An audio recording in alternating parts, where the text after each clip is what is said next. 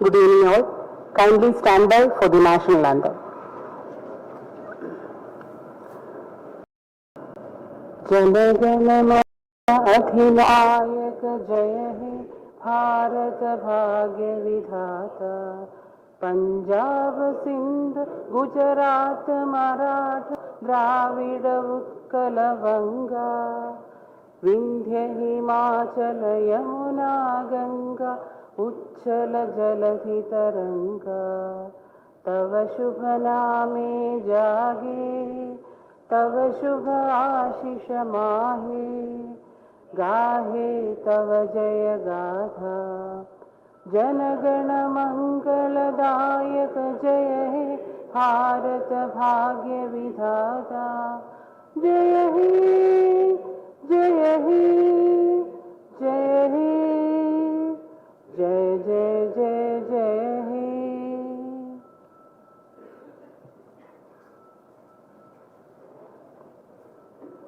I request the Honorable Governor Sir to light the traditional lamp and offer floral tributes to Lourdes Bharadamba. Sir, please.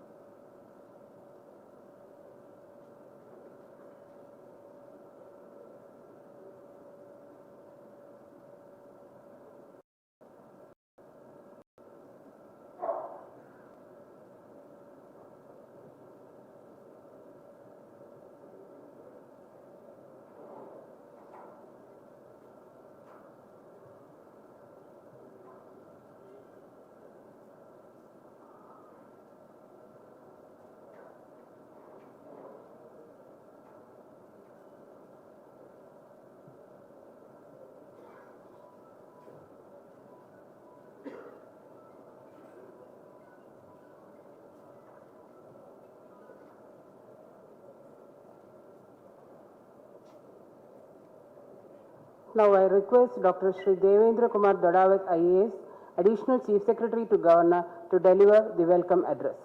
Sir.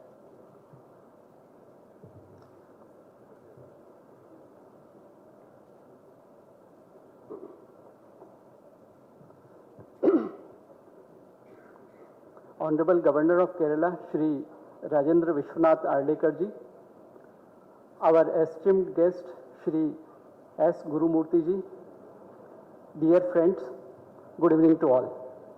Today we have gathered here to enrich us from the nuggets of wisdom from distinguished speaker and columnist Shri S. Gurumurthy ji.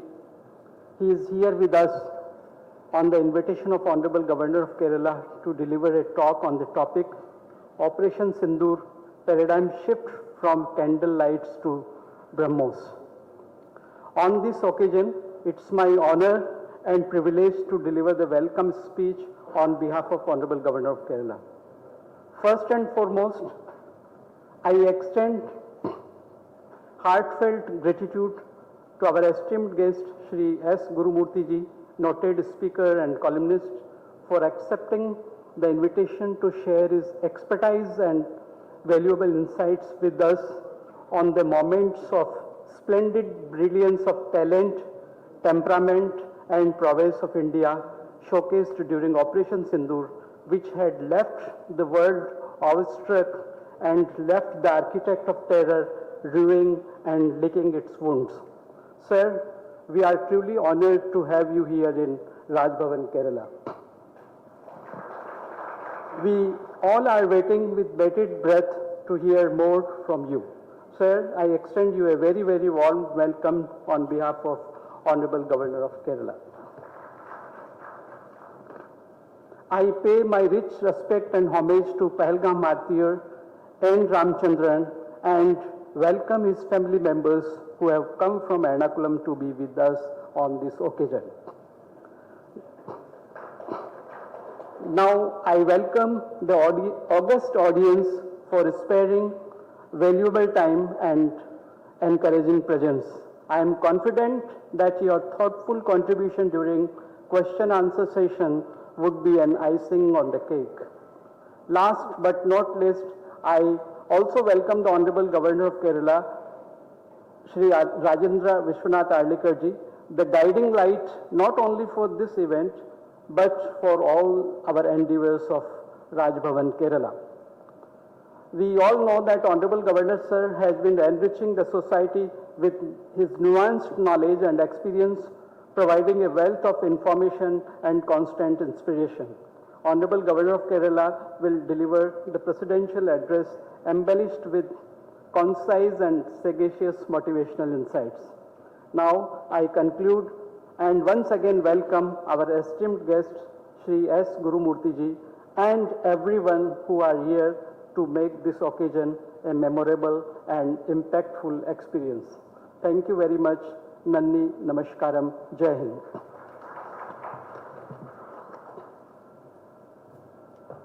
Thank you, sir.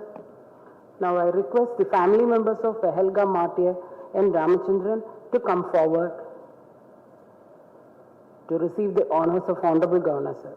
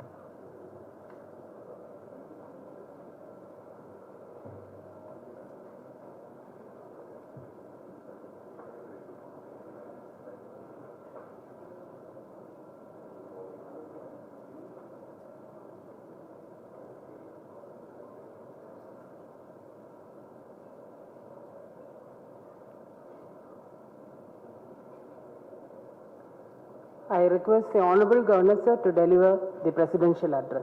Sir.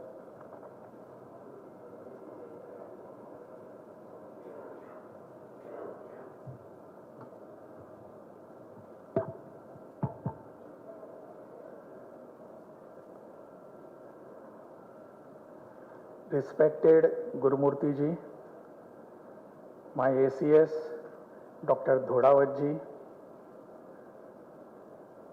respected family of N. Ramchandran ji, all other dignitaries from different parts of our state, particularly from Trivandrum, friends, sisters and brothers. Today we have gathered just to understand what the Pahalgam issue was and what this Operation Sindoor was.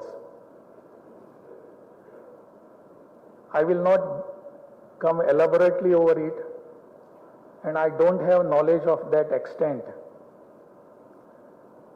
But Gurumurthy ji is with us.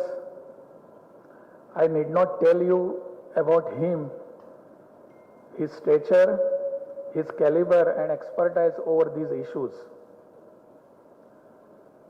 Just few days back, I read his article in the New Indian Express here, and I was fascinated over to see that it was in two parts. That I must speak to Gurumurthy ji. So I called him on telephone and I requested him to come to Trivandrum, to Raj Bhavan, and give your all the things, all expertise, and whatever you have to say that you have already said, but still there are much more things to be told to us. Please come. I am very happy that he has come here on the invitation of not only my invitation, it is your invitation to him. So on your invitation, he has been here. The change in the world of the warfare is very much evitable, and it is very much seen in the country now by the whole world. How the next warfare is going to be, it has to be, the message it has given to the world that non-contact war can be fought now, and that is what the present government led by Narendra Modi ji has given the message to the world. This is how the warfare will be now, and that particular warfare and expertise was not limited to certain people, certain skilled engineers. It was the efforts of years together of our engineers right from Delhi to ISRO here. All those people have contributed towards it, and what we have seen today, the shift in the warfare technique. Why it was to be done, why it was necessary, how it could have been in a different way, whether there were any other ways, all this will be discussed by Gurumurthy ji here. But we all have to be here that we are a country, one country. We are a one people. That message has to be taken away from this particular gathering, this function. I always intended to have such gatherings when I was in Bihar, in Patna, and we did that. And we wanted to have all such because the very vision of our Prime Minister of Vikasit Bharat, that all adds to it, the vision of Vikasit Bharat. So that is how we have to now progress gradually. Ultimately, we all are here to hear Gurumurthy ji and not me. So I will not stand between you and Gurumurthy ji for long. I take your leave. Nanni, Dhanyavad.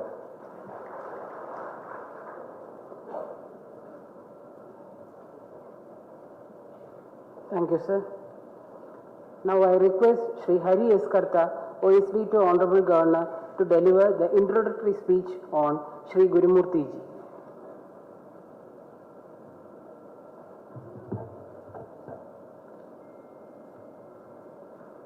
Honorable Governor, respected Shri Gurumurthy ji, respected Shri Dodawat ji, guests of honor, dear brothers and sisters.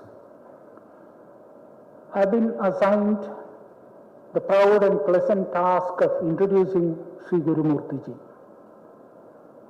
It is indeed pleasant and proud, but at the same time, it is an uphill task, a difficult task, an embarrassing task. Just like exposing the bright, brilliant, powerful, burning sun with the help of a lit candle, I am taking up the job with all humility. While beginning to introduce Gurumurthy ji, I am reminded of Bhagavan Krishna's advice in the Bhagavad Gita to the perplexed, confused Arjuna in the battlefield of great Mahabharata at Kurukshetra, where Bhagavan tells Arjuna, Nimitta matram bhava savyasajin. So with that spirit of humility, I am being just an instrument in the hands of the Raj Bhavan Kerala, in the hands of particularly the Honorable Governor, who is the guide, guardian and philosopher of this august function. Sri Gurumurthy ji actually needs no introduction. I say it because to we Indians, neither the Himalayas nor the Ganges, Ganga, need any introduction. Gurumurthy ji is a personality who is as tall and towering as the Himalayas and as deep and serene as the Ganga. But still, for the sake of the formality, I am venturing into the task. By profession, Gurumurthy ji is a chartered accountant with a roaring practice. But by passion, he is a journalist par excellence, a popular columnist, a campaigner, and all that. Therefore, it may be out of place, it may be ridiculous just to introduce him as an orator or a columnist or a journalist. In fact, he is all these and much more, much more than all this. Gurumurthy, he has been a relentless campaigner against corruption. As a journalist, I would rate him, I would describe him as the father of Indian investigative journalism. Because as a student of journalism, I was inspired into this profession. I was induced into this profession by his articles exposing the corruption in high places in the corporate world. In fact, even Ramnath Goenkaji, in his biography, in his autobiography, he has paid glowing tributes to Sri Gurumurthy ji. Besides being a journalist, besides being a columnist, besides being a chartered accountant, he was also the guide, guardian and philosopher of the Sangh-sponsored, Rashtriya Swayamsevak Sangh-sponsored Swadeshi Jagran Manch. As the headsman of Swadeshi Jagran Manch, he had advocated a new economics, a new economic policy for the nation. In fact, India did have an economic policy of our own, but often the questions asked by the capitalists and the communists is whether we have an alternate Indian or rather Indianized economic policy. He has very novel ideas, very innovative ideas and very powerful ideas. Just today when he was being taken to the Raj Bhavan from the airport, He asked, what is the difference between capitalists and Vaishyas? As per our ethos, those who indulge in business, those who practice business are called Vaishyas. So he himself gave the reply, Vaishyas minus dharma are capitalists. How profound, how effective a definition.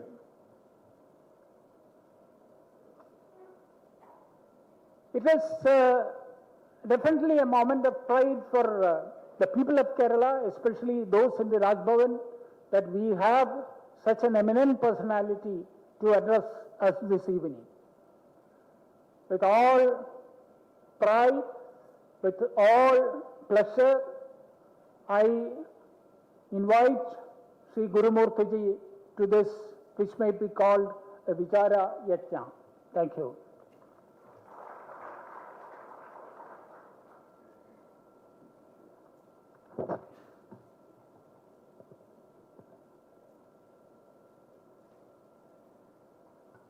Honorable Governor of Kerala, Shri Rajendra Arlekar ji, I was stunned when a call came from him after I had written those 2 articles on Operation Sindoor. With my limited understanding of what the subject means, that he wants me to come and give a lecture here, it showed that how meticulously he has been following affairs. And in these days, when reading of newspapers has crashed after the television medium and social media has come, that there are still statesmen who will read articles, and my articles are not short articles. These articles went around 4,200 words, something which is very uncommon these days. In those days, it used to be very common. And Shri Lodawat, the additional Chief Secretary to the Governor, and Mr. Hari Karta, who introduced me quite generously and excessively. When you are introduced so profusely and excessively, a bar is set, an expectation is created, and I have to cross it to make you understand that what is stated is not absolutely untrue.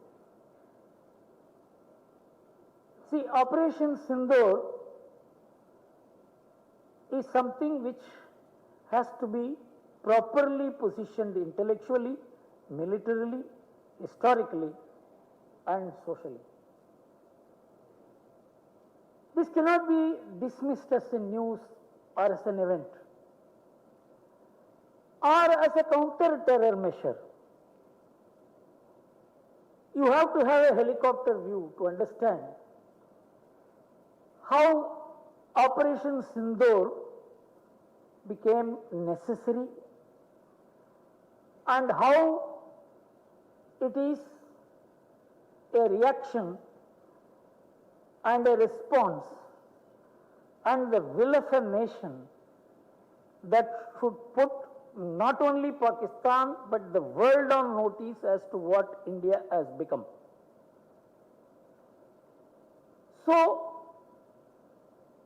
we have to see how Operation Sindoor originated. It originated in Pahalgam. There have been terrorist attacks. There have been mass killings, starting with Pakistan giving up war as a means to deal with India because they have been failing in all the wars. 1947, 1965, 1971, 1999. In all the wars, Pakistan was defeated. They thought the best way to deal with India is not war, but to bleed India, as they used to say in their language, by 1,000 cuts. Bleed India to death in stages. And for which they created a jihadi army, about which I will go into later. But Pahalgam stood out as the most barbaric assault in recent times or in the history of Indo-Pakistan fights. First, the victims were asked which religion you belong to. It is not something which should be dismissed as an event that happened on 22nd April. It is a continuity of a history. Unfortunately, Pakistan is arrested by history. India has moved beyond history. We have kept history behind because history is something which should teach us, it should not continue. If history continues, pursues, if historical feelings and the hate and enmity that history is bound to teach us, then you are arrested by history, you are part of the history, and you don't move to the future. This is where Pakistan was born in hate, is what we must understand, and Pakistan must also understand that. Yes, hatred created Pakistan. We understand that. They also must understand. But we should give up the hate is what they did not understand. But we have moved beyond. Christopher Jefferley, one of the most famous French writers, who was not a great admirer of India, he wrote that the only content of the nationalism of Pakistan is hate India. If hatred of India is not there, Pakistan will not be a nation itself. So, it is not only he. There was one professor, Syed Ali Raza Nazar of Tufts University, he is a Pakistani. He also said, minus the hatred of India, Pakistan will not exist as a nation. That means you are carrying history. And history is not carried merely by a political discourse. It is carried in history textbooks. It is carried in missile names. See the names Pakistan has given for its missiles. Abdali, Ghauri, Babar, Ghaznavi. These are all the names of the missiles. Pakistan is not going to use these missiles against any other country. It has no other enemy in the world except Bharat. See the names that they are using to remind their people. What should be their psychological attitude to India? Unless we take a helicopter view and understand what Pakistan's psyche is, ideologies, theologies, DNA is, we will not be able to position Pahalgam or the response to Pahalgam. And if you look at Pakistan, both of us started on the same day. We got freedom on the same day, virtually. But we had a constituent assembly, we framed the constitution in 1950, we adopted it, we have moved ahead.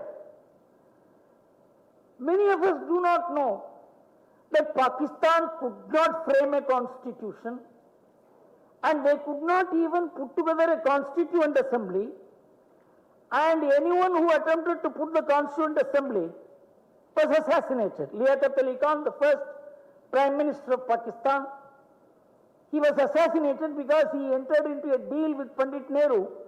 It is called the famous Nehru-Liaquat Pact. He was shot. And the whole country trembled, and a constituent assembly, some kind of it functioned in 1958. They came out with a constitution.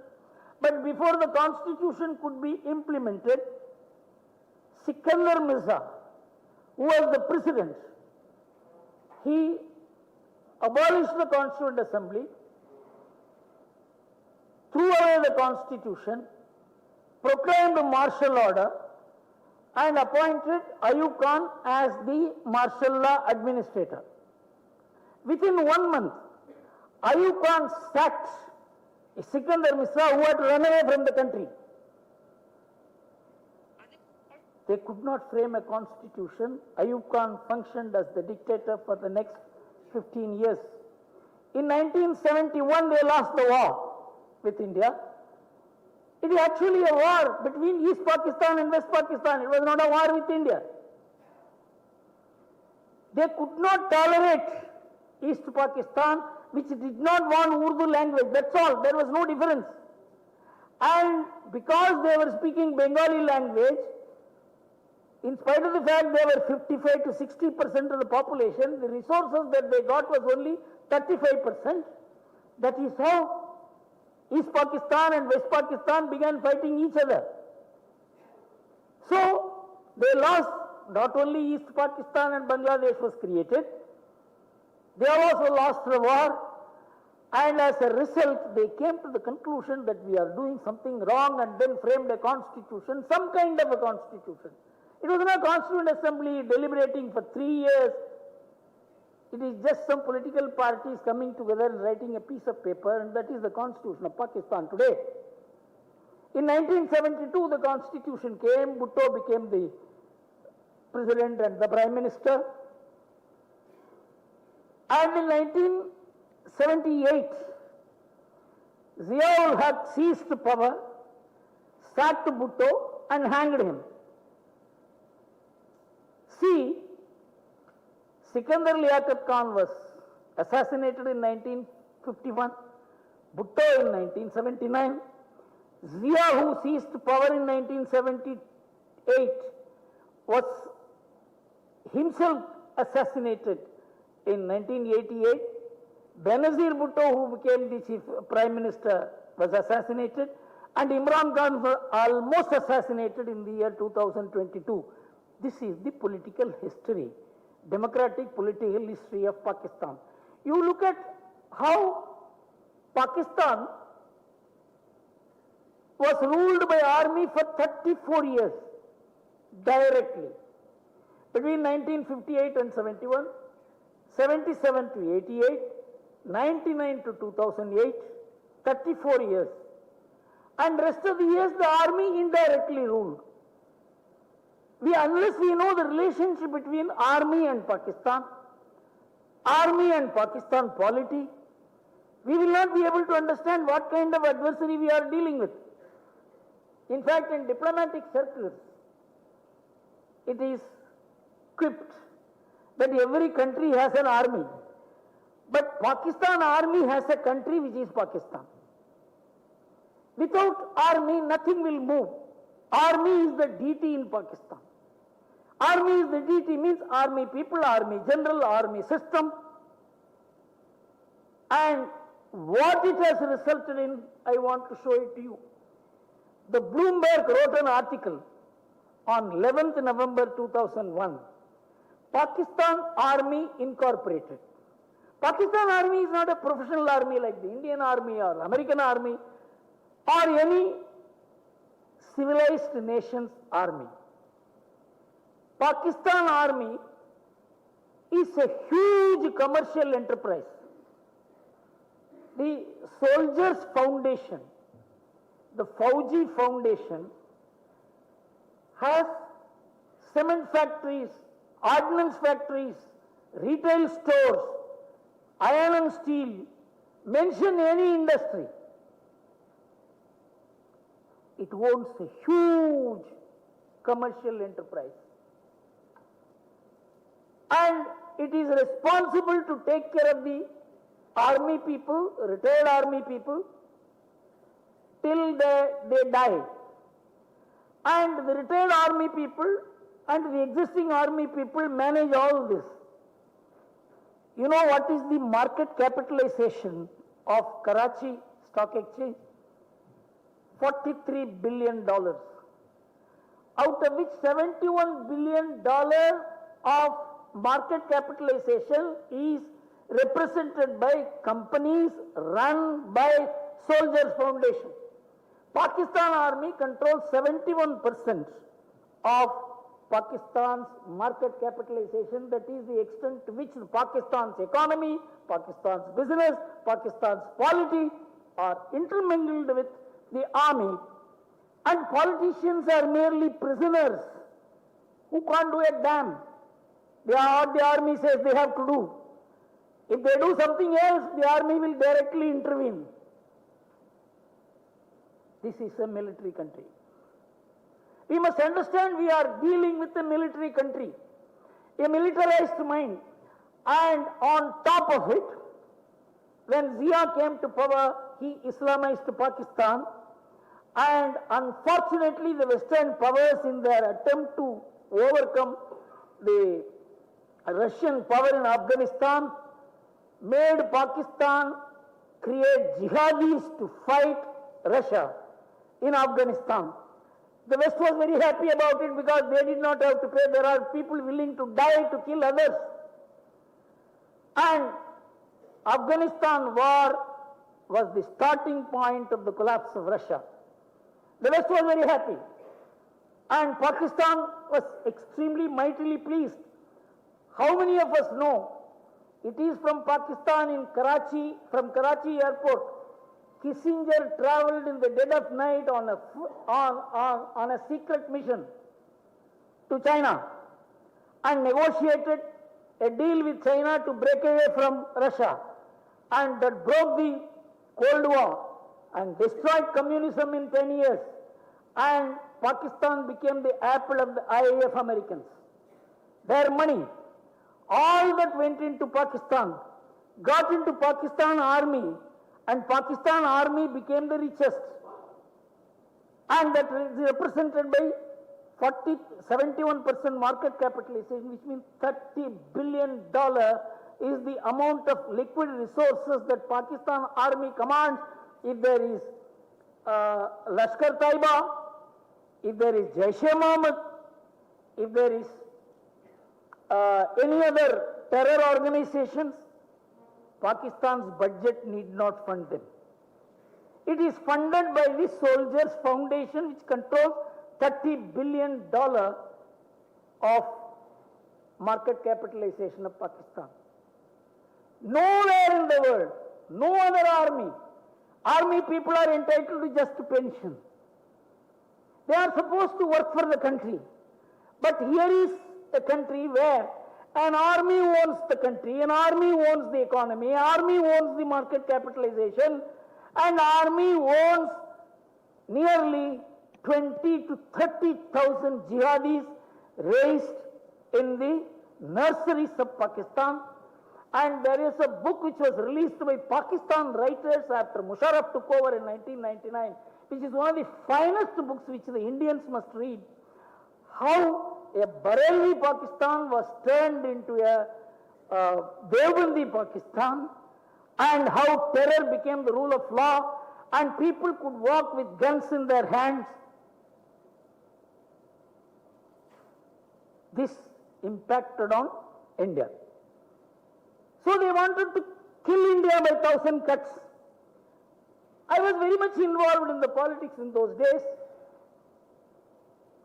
I don't think many would be aware of it. I was very closely associated with the transition and how the Congress was defeated in 1989 and VP Singh came to power. VP Singh came to power as Prime Minister on the 2nd of December, 1989. Mufti Mohammad Sayyid was the Home Minister. This was on the 2nd of December. On the 9th of December, Mufti Mohammad Sayyid's daughter is kidnapped by terrorists. The Home Minister of India, his daughter was kidnapped. I was desperate to send a message to Mr. VP Singh. In those days, there was no cell phone. I told him, before you make a deal with the terrorists to get that lady released, ask the Home Minister to resign. And after the deal is over, let him become the Home Minister again. But this message could not reach. So the ignominy of the Indian government negotiating with the terrorists, with the Home Minister of India negotiating for the release of his daughter, and that set many, many terrorists free. You can understand what was the state of India at that time, its psychology, and how the Kashmiris would have felt that here is a group of people who can shake the Home Minister by kidnapping his own daughter. I was a personal eyewitness to what was happening at that time, a helpless state, a meaningless state, an impotent state. And by 1990, virtually Srinagar was out of control. They had taken over Srinagar. We had to wage a rearguard war. That is how terrorism took root in Kashmir, and as a result, Pakistan army, you see, terrorism is not something which grew on its own. It was propped up, it was funded, it was inspired. Pakistan army people were transferred and put into charge of specific organizations, and even now the Pahalgam attacker was an ex-Pakistan army commando. So there was, jihadis were moving into army people were turning into jihadis. These are openly known. With the result, from 2005 to 2007, at least 15,000 people were killed. In 2008, in front of the whole world over television, it was televised, 48 hours of terror on Bombay. We all saw. The government also saw. The government appealed for peace. And our Prime Minister and the National Security Advisor and the Home Minister were promoting candlelight processions for peace and harmony. For whose peace and harmony? You can understand how our army was humiliated in front of the world. What is the damn army for? If they cannot protect their own people from being killed on the television screen, slaughtered, the army hanged its head in shame. That was 2008. That is why I wrote in my article that a candlelight bearing India in Operation Sindoor attacked the terrorists at their source, in their homes, in their mansions, through BrahMos. How this transformation occurred is what we have to understand. This didn't come by a magic wand. So, how it was transformed? I told you about Pakistan. India is a very different country. You know, Pakistan has a theology. We have a philosophy. Theology is only what I believe is right, my God is right, other gods are wrong, my way of life is right, other ways are wrong. This is theology. This becomes political ideology. That is what Muslim League propped up. And it has been a disaster for Pakistan, it has been a disaster for Bangladesh, but not a disaster for India. We have more Muslim population than Pakistan. We have more Muslim population than Bangladesh. Our Muslim population is only less than Indonesia's. But we live in peace with them. We have problems. Problems do not mean that we can't live together. India has demonstrated it, not only demonstrated, it has moved away from history because it is philosophy. You know what is philosophy? Nobody who was a philosopher, who was a historian, who was a sociologist, who was an intellectual, brought about the distinction between philosophy and ideology. It is Bill Clinton, who in 2000, I was surprised that a political leader who was not greatly known for his intellectual capacities, like Lincoln or anybody, he said, we are now caught in the grip of ideology. It says only I am right, you are wrong. We have to move to philosophy, which means I am right and maybe you are also right. This is what informs the Indian civilization for thousands and thousands of years. We have been able to avoid quarrels, fights, bloodsheds. And I will give you a story. A proof research was done by Professor R.J. Ramal of Hawaii University. It's all available on the net. That is Democide, Power Kills is the title of the website. Everyone after this meeting is over, go and click and see that website. In that website, he has captured the mass slaughter, bloodletting that had happened in the world from the 5th century before the Common Era and 20th century. For 2,500 years, he has captured in research places where it happened, who killed whom, how many people were killed. He has put it on the site. He says till the 13th century, everywhere, 680 million people to 1.2 billion people had been slaughtered in the world by human action against human beings. He said the only geography in which there was no mass killing till the 13th century was India, Bharat. How is it that we did not kill each other? The only exception is Emperor Ashoka's Kalinga War. We believe that the other man can also be right.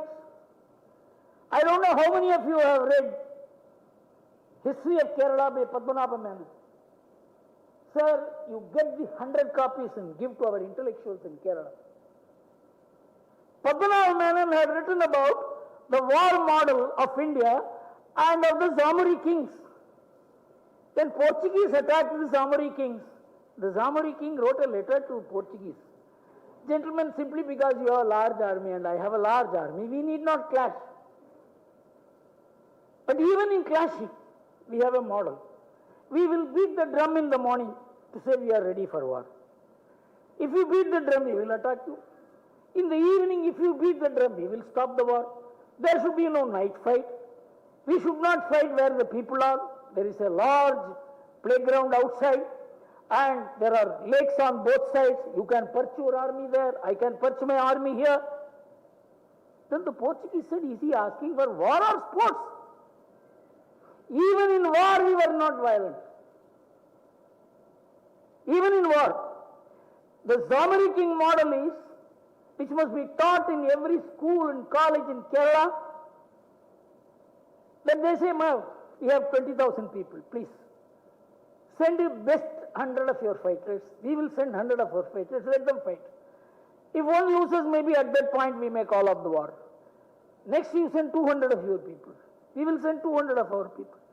Have you ever seen a more noble war model? This is India. This is there in Mahabharata. This was the war model adopted by Prithviraj Chauhan against Muhammad Ghori. Simply because the opponent is defeated, he should not be killed. He let him off 17 times because the defeated king should not be killed. This is India. So we had another view of life. Because of that we may have lost, but we did not become violent. And so, we are a democracy. We have an army which serves the nation, which does not own the nation. Pakistan army owns the nation, doesn't serve the nation, doesn't serve the people. It only targets the enemies. It has covert warfare.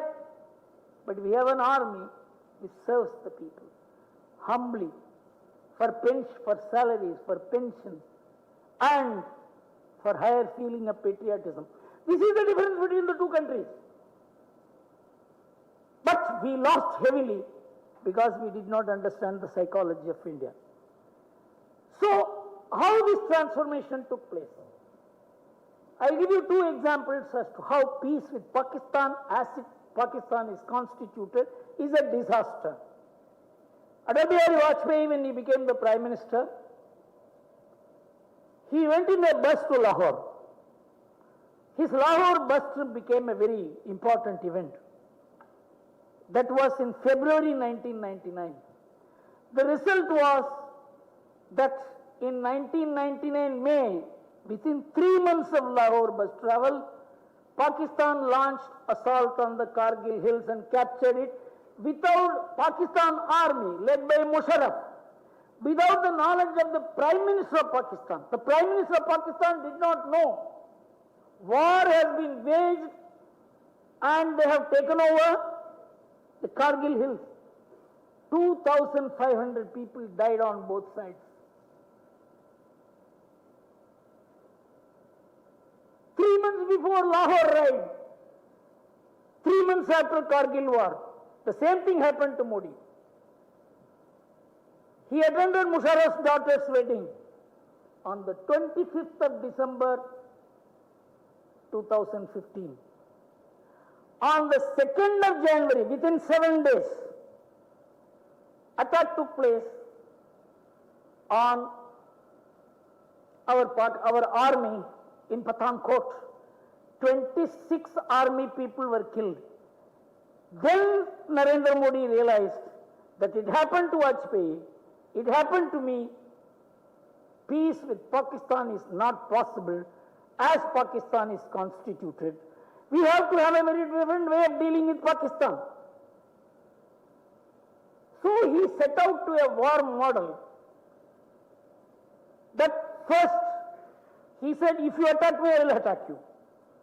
So when Uri attack took place in 2016, our army people went inside and we killed terrorists. The number of terrorists killed were estimated at 70. None of our people were lost and we came back. But this was going inside, crossing the line of control and going inside, which can be a war. It's a provocation. It can be an escalation. The same thing happened in 2019 in Balkot. When they attacked us, the terrorists attacked, we sent our aircrafts to strike at the terrorists, and the Balkot terror was supposed to have killed 250 to 300 people. At that time only Pakistan called the nuclear power group. They said, we will bomb you. He said, hell with you. Every time there is a war between India and Pakistan or a move towards a war between India and Pakistan, Pakistan will say, we will move the nuclear thing. Then the Western powers will come and say, no, no, no, no, don't do it. This has become a nuclear drama. This happened in 2019. But things have moved so fast, so different. I am going to relate to you how all this happened. Is not just because of military preparations, but there is a larger picture which I have to present before you as to how this happened. Then Narendra Modi decided that you must attack the terrorists without crossing the boundary. This is a new type of warfare. Of course, Israelis, who are the terror busters, they technologically improved and made this warfare possible. But their attack is merciless. They will attack the civilian, they will attack anybody. Because Israel is a small country, there are 20 countries surrounding them to kill them, and so their war model is as barbaric as the war model of those who oppose Israel. Israel's war model is equally barbaric. We cannot do that. Our psyche will not permit it. Our people will not permit it. Our philosophy will not permit it. So we need a technological model, a technologically driven model, where we will not cross the boundary, we will hit them, we will hit the very building where the terrorists are. This is the most important thing. And the buildings of the terrorists, the mansions are in crowded areas. The same thing happened when Pakistan gave asylum to Osama bin Laden. America realized what Pakistan is only when Osama bin Laden was given an asylum by Pakistan. What is the problem between Pakistan and Afghanistan today? Afghanistan is a very illiterate country. It doesn't know global politics. And Osama bin Laden was planted on Afghanistan by Pakistan, and he hit America. America virtually destroyed Afghanistan. That is the point of dispute between Pakistan and Afghanistan, that we are innocent. You put this damn man on our head and destroy our country. With the result, Afghanistan refused to give asylum to Bin Laden, who was given asylum by Pakistan, inside Pakistan, surrounded by Pakistan army. Americans knew it because Pakistanis themselves gave information about it, and they came and hid. Then America understood that Pakistan is not a nation. It is a nation owned by an army. So, we had to have that accurate information which America had. And we developed the concept of non-contact warfare. When I mentioned this in the Republic TV interview, the lady who interviewed me, he said, I have not heard this word non-contact warfare. It's very unfortunate that in the entire discourse on Operation Sindoor, this word is missing. You know where I got this word from? It's amazing. I got it from Pakistan Defense website. I am going to read out to you. What is non-contact warfare and how Modi put India on the non-contact warfare ladder? Very, very important. Not only for Operation Sindoor, for any kind of counter-terror operation where Pakistan cannot match India. This is what Pakistan Defense website, 8th July 2020. I picked it up from Pakistan government's website. It said about India climbing on to non-contact warfare. It described the induction of long-range missiles, high-precision smart weapons, satellite, then unmanned systems, robots, satellites primarily driven by technology aimed at achieving a quick, decisive victory by remote delivery. This is the most important thing. Of destructive kinetic energy is non-contact warfare. I have not come across any Indian media or specialists talking about non-contact warfare. The Pakistani side went on to say, the concept has recently gained currency within the Indian strategic community, and added that ball code strikes and surgical strikes pointing to strong desire to gaining psychological ascendancy without suffering casualties, simultaneously avoiding escalation of violence. As recently as January 2015, they are writing in 2020 and say as recently as 2015. So you can understand Pakistan government's idea of what is recent. It is 5 years before. Indian Army Chief reiterated that non-contact warfare is important and is a major consideration in the planned restructuring of the Indian Army. We began doing it in 2015. So, Operation Sindoor, which happened in 2025, the preparation started in 2015. And in its post in 2020, Pakistan government's website mentioned this. Once we knew that we have to go and hit them in their territory, either by air or by army being sent there, we are inviting them for a war.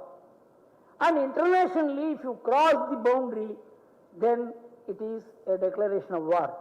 So twice we did it, 2016, 2019. Narendra Modi decided that we should not do it in future. We have to hit from our territory, even if 250 kilometers away there is a terror base, we should be able to hit.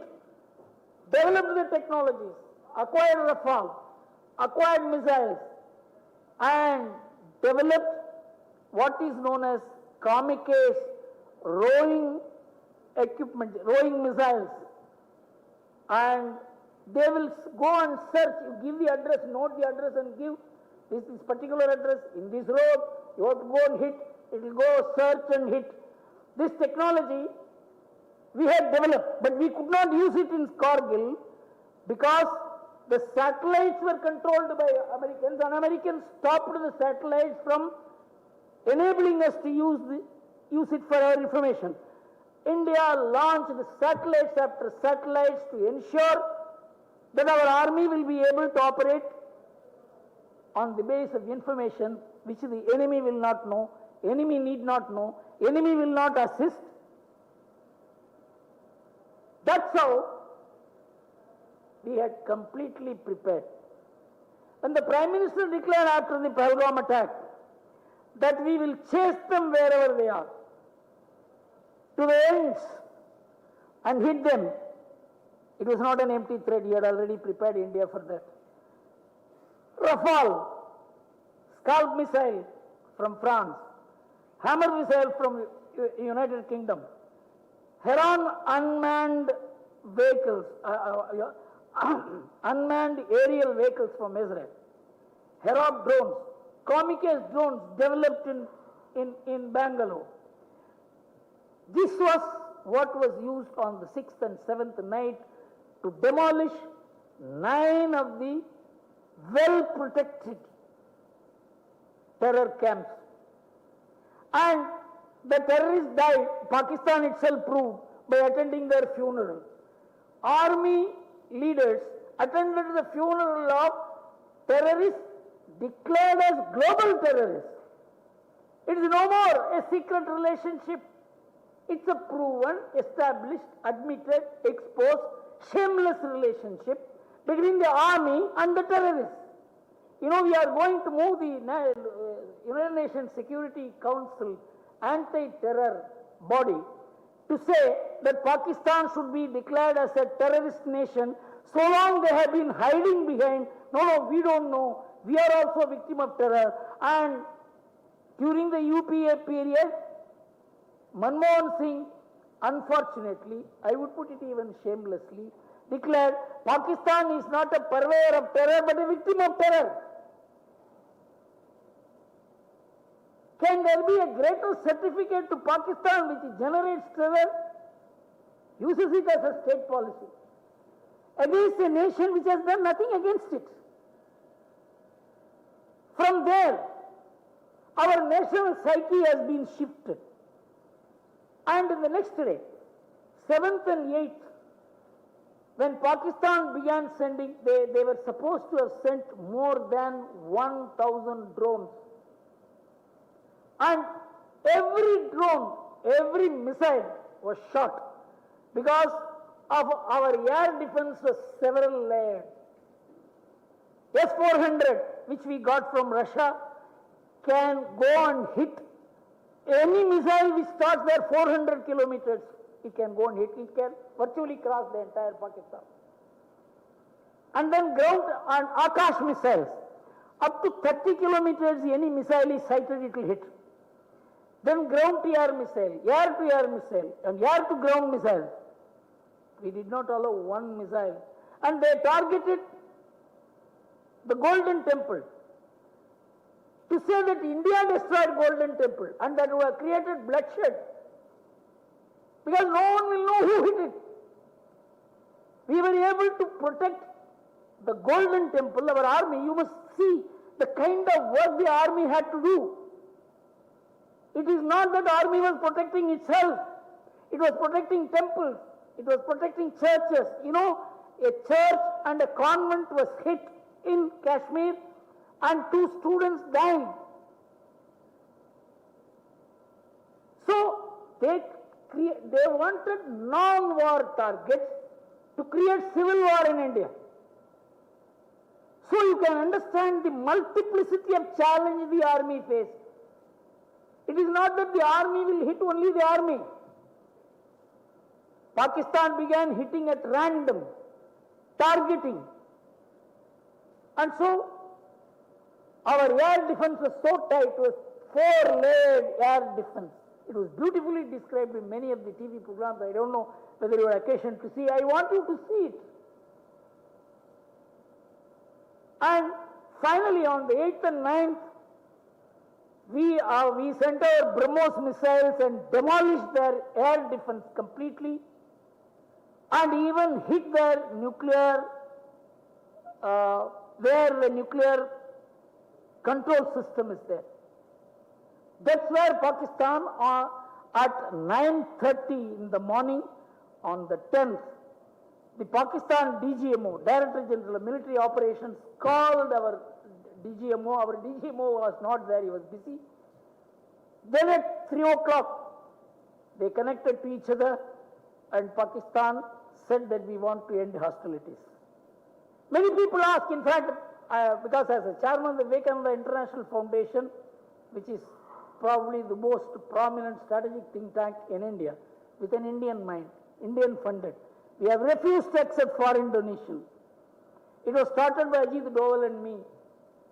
It is regarded as the most independent and courageous think tanks in India, and I head it.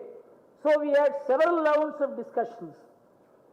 And as the chairman of the Vivekananda International Foundation, I had come to know the intimate happenings about this entire war. And I can tell you, not a single loss to India. 5 soldiers we lost. Obviously, in a war we will lose. And 30 civilians were killed. We can't protect all the civilians. If the army, Pakistan army targets the civilians. But we could protect many. But we can't protect everybody. That's why 30 civilians died on the first day. Afterwards they could not. Because we never thought they would hit the civilian targets. And once we know they will hit the civilian targets, we protected the civilian targets also. You must understand 1,500 kilometers of border area where anybody, Pakistan will throw their missiles and drones on civilians. In the entire area you need air cover, air defense cover. Indian Army and Indian Air Force provided it. The role that Navy played, no one knew. When we moved the Navy to Karachi, Pakistan virtually felt defenseless because we would have finished the entire Pakistan with our naval missile power. So it was contained like this. With the result, questions arose in Vivekananda International Foundation. Why in India, why Indian Army, which had such advantageous position, agreed to the ceasefire? You know, only military technologies will know, strategies will know. Every war has a end game. In 1971, we had the end game of making Bangladesh free. And in 1965, Pakistan had the end game of humiliating India because India virtually had 2 NAT fighters and they had Sabre jets and they had Patton tanks. They wanted to humiliate India, but they got humiliated. In 1999, they got hold of the Kargil height from which they could shoot anybody, army, people. And we had to reconquer Kargil, which we did. Not only we reconquered our part of Kargil, we also conquered their part of Kargil, and even now we have not vacated it. Pakistan is begging. This is called end game of war. In this war, there cannot be an end game because our end game was over on the first day. We wanted to hit the terrorists, we hit them, the matter is over. To continue the war would be a purposeless affair. That is why our army accepted this whole thing. I want to say 4 great things that happened which made Operation Sindoor possible. Without 2 equipments, high power, very costly, very contested equipments, India could never have taken on this responsibility of hitting the terrorists without crossing the boundary. One was the Rafale aircraft. The next is a S-20 air defense system from Russia. If you acquire air defense system from Russia, Trump said, we will impose sanctions on you. We have a law. I still remember Narendra Modi instructed Nirmala Sitharaman to say in Washington that this is your law and not the United Nations law. Imagine he shared the best relationship with the US President. He said, hell with you, I will acquire this S-400. We acquired. America had to come to terms with us. It's a psychological war, eyeball to eyeball war. Who blinks first is the issue. We didn't blink. America blinked. With the result, S-400 ensured that no Pakistan missile would cross into India and it would be hit as it is launched. Second is the Rafale aircraft. Rafale aircraft is a gem of an aircraft. It can throw missiles, it can throw bombs, it can throw even atom bomb. And to stop India from acquiring Rafale, the entire opposition charged corruption, this, that. If the Supreme Court had not intervened and stopped this nonsense, we would not have acquired the Rafale and we would not have been able to hit Pakistan, terrorists. Here the Prime Minister risked the ministry,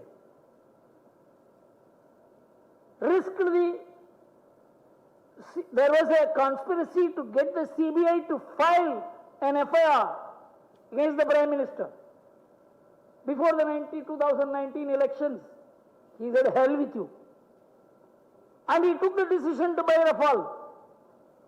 Many secret acquisitions were made, which were not above the surface. And the most important thing, he went on the Atmanirbharta program. I have seen the opposition leader saying that Make in India ho hi nahi sakta. This Make in India is a fake slogan. Today, in 2014, 32% of the defense equipments were manufactured in India. Today it is 88%. And the most important thing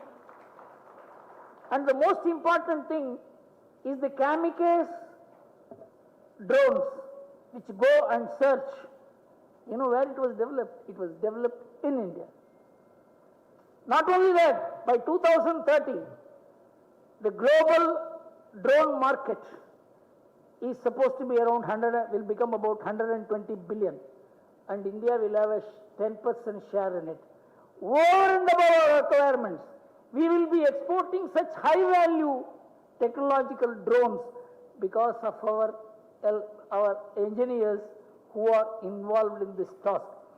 And before I end, I must congratulate George Fernandez, who should get all the credit for the Akash missile, a cheap, a very effective equipment which blasted Pakistan's missiles as they crossed and were about to hit India. In 30 kilometers, they were all smashed. The most important thing is, in the world, why strategic thinkers, army people, leaders look at India with awe is because Israel is known as the leading terror buster.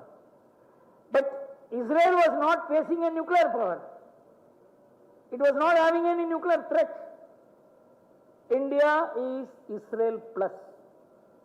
We were able to call the bluff of nuclear threat by Pakistan. George Fernandez said that holds good even today. If you throw one bomb on India, to throw the next bomb, there will be no Pakistan.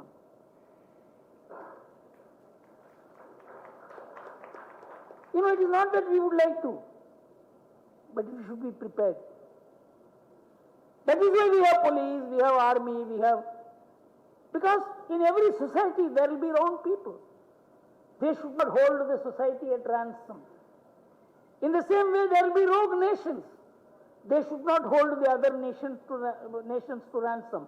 Our preparation is not about Pakistan, which is a small pet. And I want to say how two factors helped India. One is the rise of Modi himself. When he became the Prime Minister in 2014, many countries had refused visas for him. The man was not wanted. He had trust deficit of the world. You see what he did. Anybody would engage some PR agency to go and say Narendra Modi is a good man, he has done this, he has done this.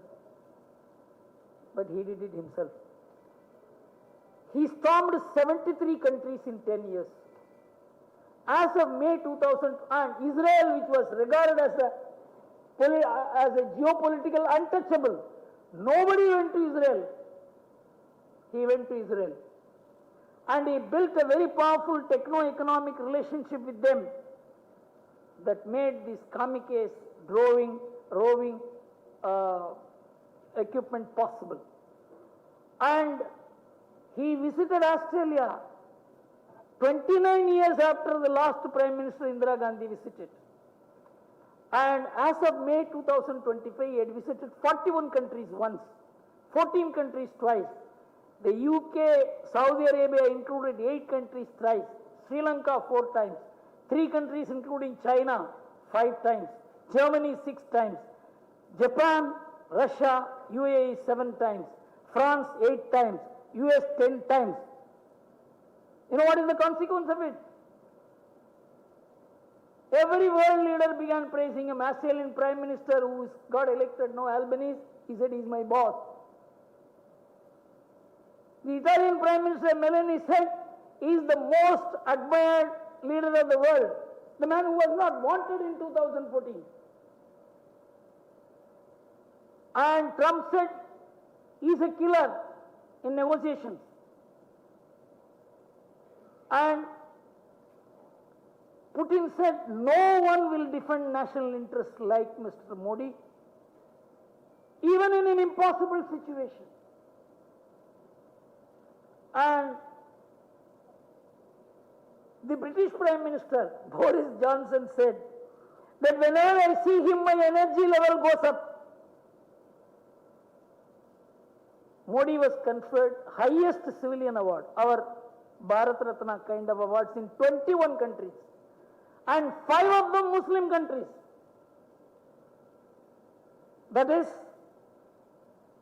Saudi Arabia, Afghanistan, UAE, Bahrain, Kuwait, and Egypt. He transformed himself.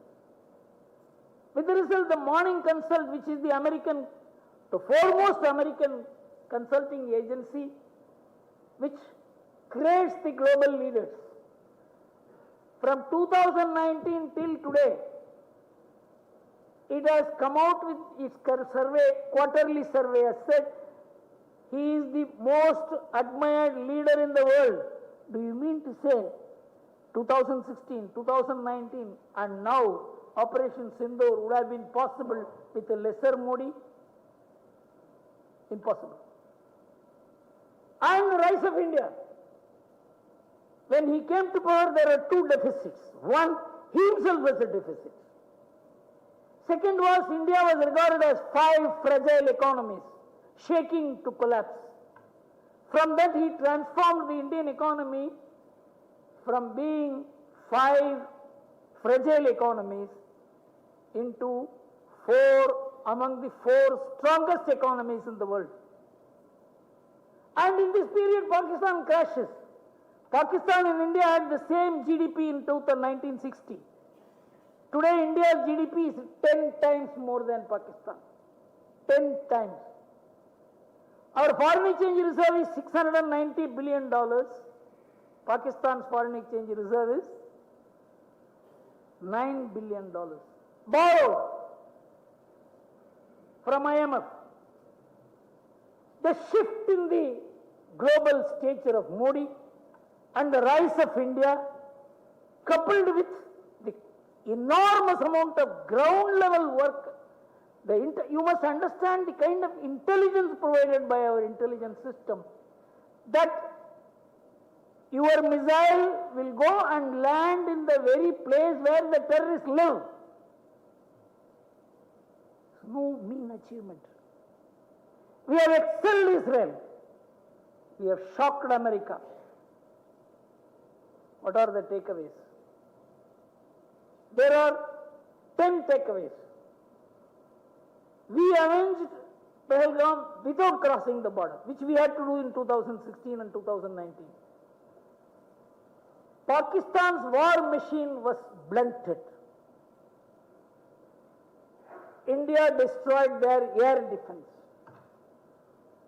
Pakistan had to come for peace. And we declared our policy, so long our policy on terror was not clear. We said, if you hit us, it's a war. You have to be prepared for a war. If LET hits India, if JEM hits India, it's a war. So you have to control your people, unless you want war. Pakistan is proved to be terroristan by Pakistan's army people, generals attending terrorist funeral. They are not terrorists only about us. They are internationally declared terrorists. Then Prime Minister declared very clearly our policy. Terror and talk cannot go together. Terror and trade cannot go together. Very major declaration. Then come to what Pakistan lost almost permanently. They had 80% of Indus River water flowing to them. Because at that time we did not know the necessity of water. How water is a great boon for a country. So we said the western rivers you take, eastern rivers we take. Western rivers means 80%, eastern rivers means 20%. Meaninglessly. There was no work done as to whether Pakistan needs that kind of water or not. So we said that's over. Now Pakistan is appealing for water. Modi has said very clearly, blood and water cannot flow together. Finally, the nuclear bluff has been called once and for all. And finally, Modi told Pakistan that unless you give up terror, what you have created, that Basma Surah will kill you. Please give it up. Thank you very much.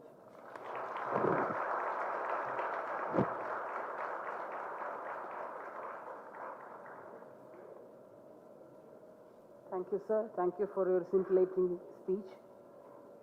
Now, sir, it's time for the interactive section. How are you?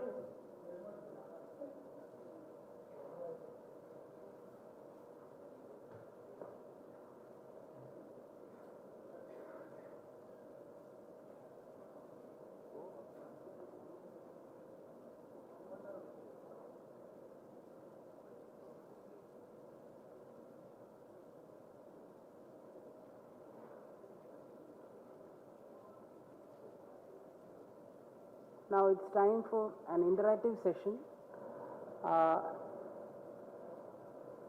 Sir requests one or two questions. If anybody wants. Mike. Sulfi.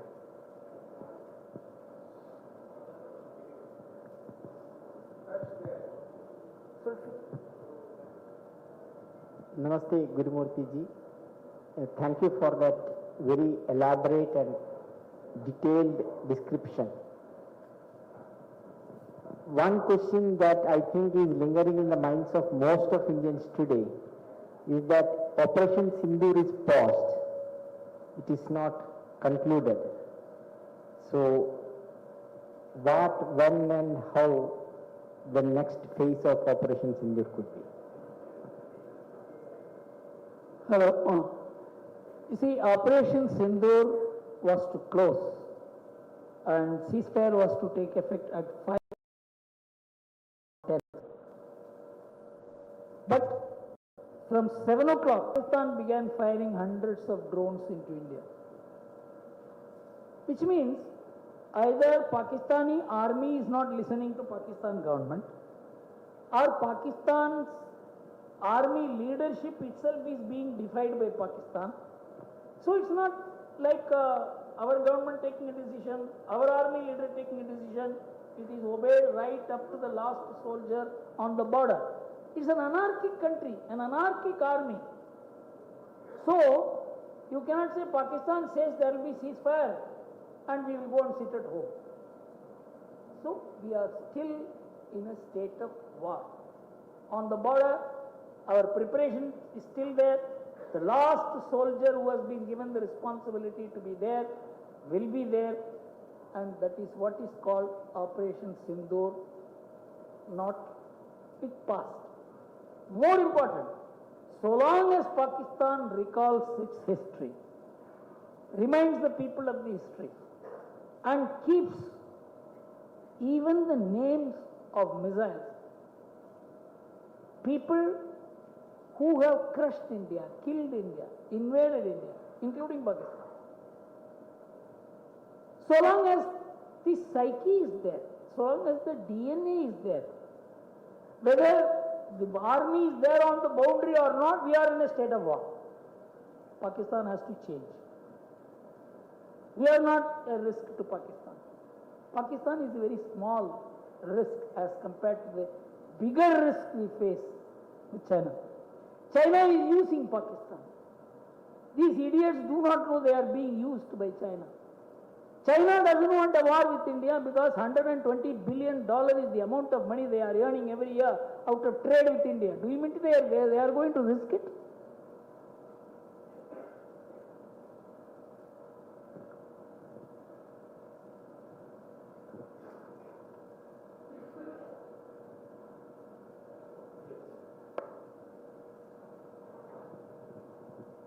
Sir, it was an interesting topic, talk on Operation Sindoor. Now I understand our opposition leader Rahul Gandhi didn't understand that Rashtra first, Rashtriyam next. But Shashi Tharoor did understood that Rashtra first and Rashtriyam second. So I think he can be our next UN secretary. Can you suggest his name for that?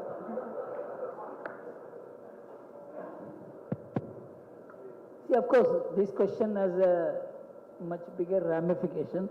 He must first be willing to become UN Secretary. He wants to be in politics. He wants to get out of United Nations to be in politics here. Of course, he has taken a stand consistent with what the Congress would have done 50 years back. The pre-independence Congress was not the post-independent Congress. The Gandhi Congress, that is the Neo-Gandhi Congress, is not the post-Neo-Gandhi Congress. It has declined. It has declined so badly that 3 leaders of the Congress have not taken the Congress permission to be on the team to visit abroad. And the party, of course, Rahul Gandhi has no specific position in the party. He is a parliamentary party leader. What he is talking has nothing to do with what these people who are going to talk abroad are going to talk. So you can understand the division in the Congress. I only pity it because the only political party in which I worked in my life was the Congress party. That party has declined to this extent is something. It's a national party. It is needed for the country. We need an opposition party. And if there is no opposition parties, we will have an anarchic bouquet of parties. So the Congress must somehow be saved and revived. This is my appeal. Thank you very much. Thank you, sir. Now I request the rest of the questions can be asked during the tea session. We have arranged a tea session here. And now I request Honorable Governor, sir, to present a memento to Shri Gurumurthy ji.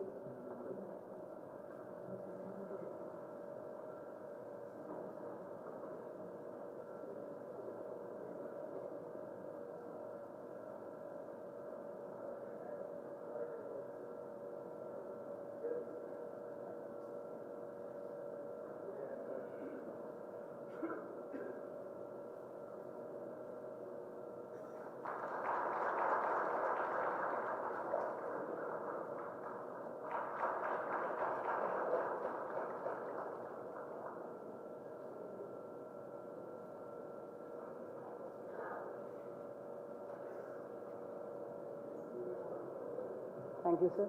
Kindly stand by for the national anthem.